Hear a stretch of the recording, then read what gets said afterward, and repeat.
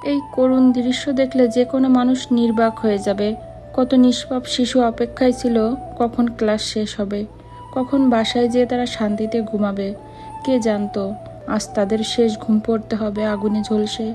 এক নিমিষে এসব স্বপ্ন ভেঙে তছনছ হয়ে গেল। আমার বাক যেন রুদ্ধ প্রায়। বারবার করুণ দৃশ্যগুলো ভেসে উঠছে। জানি না সেই সব মায়েরা কিভাবে সহ্য করবেন, যাদের সন্তান দু চোখ ভরা স্বপ্ন নিয়ে স্কুলে গিয়েছিল নিজেই একজন পাইলট হবে ভেবে। আসসালামু আলাইকুম, কেমন আছেন সবাই? Welcome to my channel Meghnaz dream. নতুন আরেকটি ভিডিওতে সবাইকে স্বাগতম। কি বলবো, ভাষা হারিয়ে ফেলছি। চোখের সামনে ভেসে উঠছে বারবার সেই করুণ দৃশ্যগুলো। যখন বলছি তখন রাত 1:30, চোখে পানি। মাত্র চোখ বন্ধ করতে যাচ্ছিলাম, কিন্তু ভয়ঙ্করভাবে আমার ঘুম কেড়ে নিল মাইলস্টোনের কোমলমতি 1000 থেকে 12,000 ডিগ্রি সেলসিয়াসে ঝলসে যাওয়া শরীর, পুড়ে ছাই হয়ে যাওয়া বাচ্চাগুলো। কেঁদেছি সেই দুপুর থেকে, ক্ষণে ক্ষণে কেঁদেছি। মা ব্যাগ গুছিয়ে বাচ্চাদের স্কুলে দিয়ে গেল। 10 মিনিট পর ছুটি হবে। মা বাবার কলিজার টুকরোগুলো আবার বাসায় ফিরবে, বলবে মা খুব ক্ষুধা লেগেছে, খেতে দাও। কই, এমনটা হলো না তো। ঠিক উপর থেকে কি যেন এসে পড়লো, আর নিমিষে এই স্বপ্নগুলো শেষ হয়ে গেল।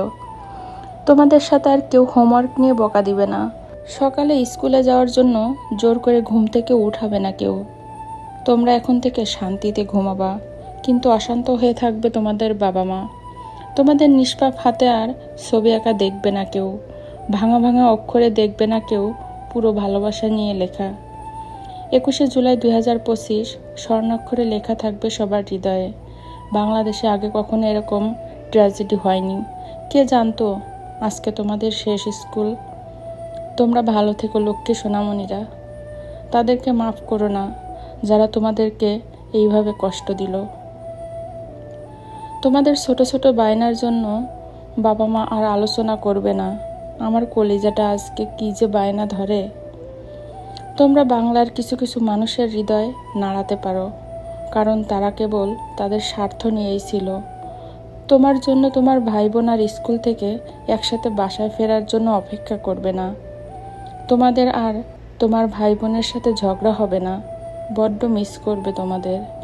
যদি আল্লাহ তোমাদের জন্য জান্নাত নির্ধারণ করে থাকেন, তাহলে তোমাদের সাথে তোমার বাবা মা সহ যারা তোমাদের জন্য লড়াই করেছে তাদেরও সুপারিশ করো।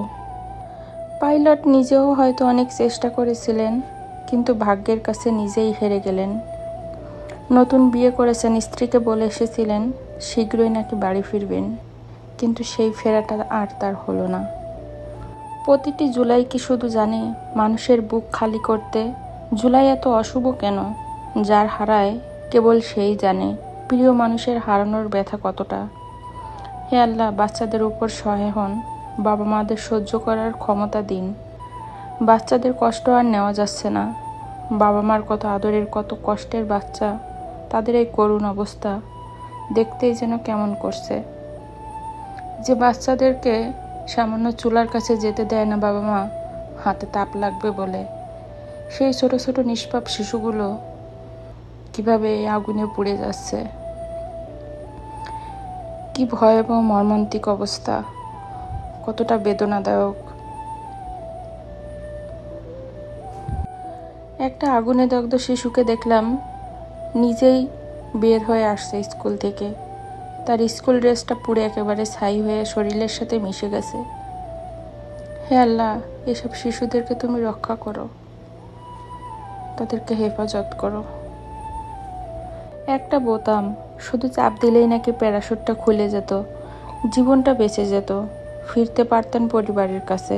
কিন্তু ফ্লাইট লেফটেন্যান্ট তৌকির তা করেনি, কারণ তিনি শুধু নিজের প্রাণ নিয়ে ভাবেননি, ভেবেছিলেন নিচে থাকা মানুষদের কথা। বিমানের ইমার্জেন্সি সিস্টেম সক্রিয় থাকলে তিনি সিট ত্যাগ করেননি। শেষ মুহূর্ত পর্যন্ত চেষ্টা করে গেছেন বিধ্বস্ত হওয়ার আগেই ফাঁকা জায়গায় নিয়ে যেতে। তিনি জানতেন এই যুদ্ধ বিমান যদি কোনো জনবহুল এলাকায় পড়ে আরও অনেক প্রাণ যাবে। এই সাহসিকতা ও আত্মত্যাগের কোনো বর্ণনা করা যায় না। সত্যিই তিনি মহান। যারা চলে গেছে তাদেরকে তো আর ফিরিয়ে আনা যাবে না, কিন্তু যারা আছে আমরা সবাই একটু চেষ্টা করি তারা যাতে সুস্থভাবে এই পৃথিবীর বুকে আবার ফিরে আসে। সঠিক চিকিৎসাটা যেন তারা পায়। সবার কাছে অনুরোধ, যে যেখান থেকে যেভাবে পারেন সবাই একটু তাদের সাহায্য করার চেষ্টা করেন।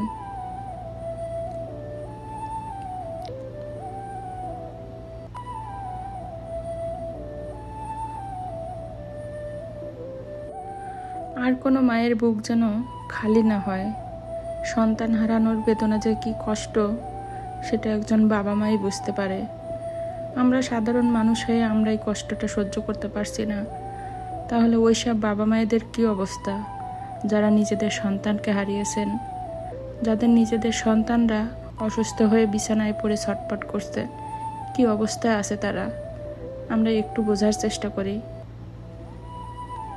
আল্লাহ সবাইকে সুস্থতা দান করুক। সবার জন্য অনেক অনেক শুভকামনা রইল। আল্লাহর কাছে অনেক অনেক দোয়া করি আল্লাহ যেন সবাইকে সুস্থতা দান করে, সবাই যেন স্বাভাবিক জীবনে ফিরে আসতে পারে। আসসালামু আলাইকুম।